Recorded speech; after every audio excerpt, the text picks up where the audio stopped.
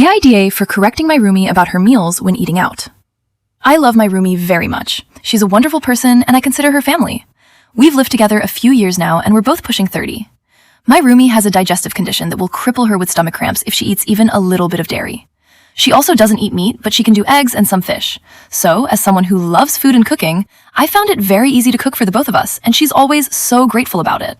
We go on a lot of camping trips together. We really love it.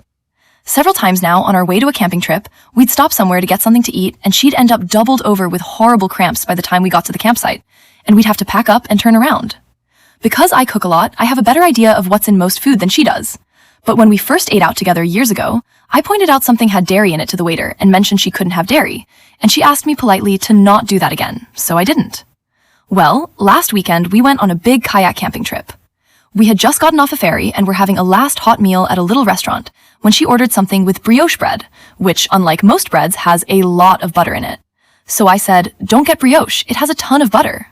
She shot me a dirty look and asked the waiter had to ask the chef, who confirmed it did, and she got a substitution. She was pretty peeved at me for correcting her about her meal in front of the waiter, something she has asked me not to do before. Here's the thing about this trip, though. We were going to camp overnight at Posey Island, a tiny island marine park off the coast of Friday Harbor, one of the San Juan Islands in the Puget Sound. The island has only 2 campsites, and we'd rented both for 2 nights, so we were going to be getting the whole island to ourselves. And one day was the lowest tide of the month as well, so we'd be getting some excellent tide pooling in.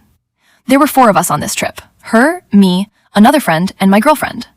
At this point, we'd woken up at 2 a.m., driven 5 hours, taken a 2-hour ferry that cost $70, and were gearing up to paddle a few miles over the harbor in the early morning cold.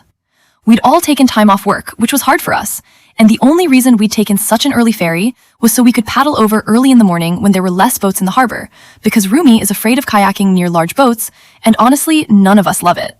So after we did all that, I wasn't willing to turn around because she didn't want to be told she'd ordered something with dairy in it. And the way the ferries work to the San Juans, we'd be waiting maybe days to get on without a reservation, which was set for the day we were leaving. So, am I the asshole for correcting her about her own dietary restrictions?